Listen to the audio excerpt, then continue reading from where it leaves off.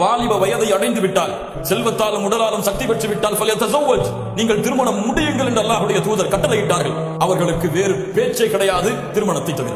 ஒரு ஊருடைய வழக்கமாக மாறிவிட்டது. எப்படி? எங்களுடைய ஊரில் 28 வயதில் தான் திருமணம் செய்வோம்.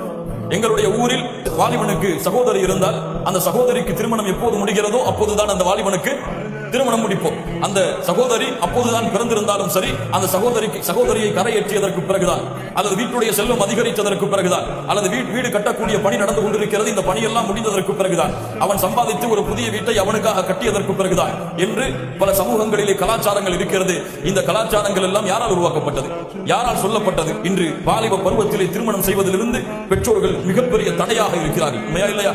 20 வயசு வாலிபன் போய் தன்னுடைய தந்தையிடத்தில் எனக்கு திருமணம் முடித்து வையுங்கள் என்று கேட்டால் இன்று என்ன நடக்கும்? உனக்கு இந்த வயசிலேயே திருமணம் கேட்குதா? இந்த வயசிலேயே நீ இப்படி தெரிந்து கொண்டிருக்கிறாயா?